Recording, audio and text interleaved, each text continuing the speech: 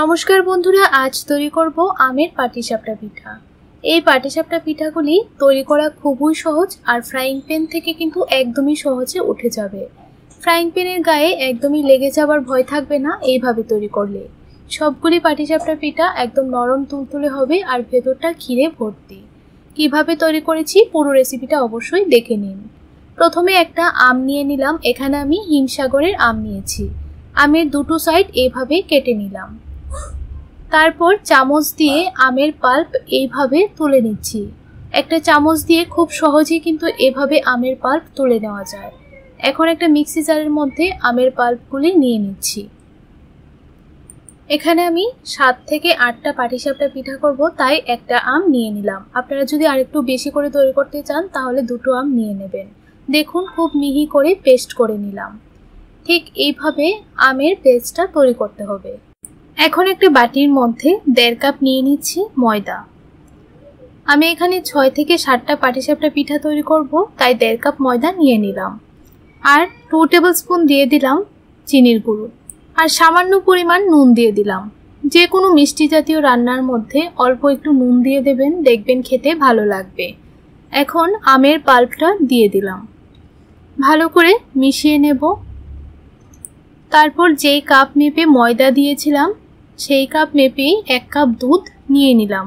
প্রথমে half cup দুধ দিয়ে দিলাম। অল্প অল্প করে দুধটা দেব আর ডোটা তৈরি করব। আরও অল্প একটু দিয়ে দিলাম। এইভাবে পুরোটা দুধ দিয়ে ভালো করে মিশিয়ে নেব।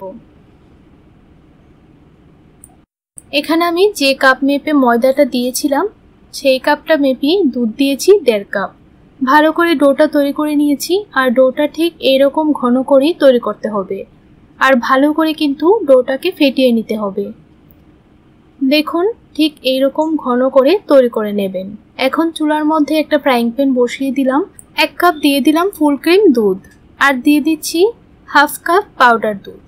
এখন ভালো করে দুধের সঙ্গে পাউডার দুধটা মিশিয়ে নিতে হবে।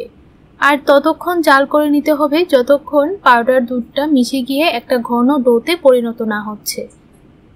অনবরত নাড়াচাড়া করে দেখুন এইরকম ভাবে ক্ষীরের মতো তৈরি করে নিয়েছি। আপনারা চাইলে এই ক্ষীরটার মধ্যে শুকনো নারকেল বা ফ্রেশ নারকেলও দিতে পারেন। এখন এই ডোটাকে একটা প্লেটের মধ্যে নামিয়ে নেব। নামিয়ে ভালো করে ঠান্ডা করে নেব। অন্যদিকে চুলার মধ্যে একটা ননস্টিকের কড়াই বসিয়ে দিলাম।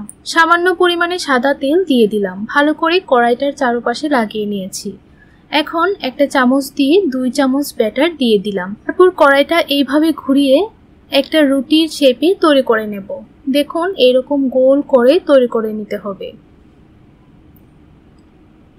এখন গ্যাসের ফ্লেমটা মিডিয়ামে রেখে একটু সময় রেখে দিয়েছিলাম। যখন উপরটা এরকম ভাবে ড্রাই হয়ে যাবে তখনই দুধের ক্ষীরটা এইভাবে দিয়ে দিতে হবে। তারপর এরকম ভাবে ফোল্ড করে নিতে হবে। দেখলেন তো বন্ধুরা কত সহজে কড়াই থেকে পাটিসাপটা পিঠাগুলি উঠে যাচ্ছে। এইভাবে একদিন হলো বাড়িতে তৈরি করে খেয়ে দেখবেন, খেতে ভীষণ ভালো লাগে। একইভাবে সবগুলি পাটিসাপটা পিঠা তৈরি করে নেব।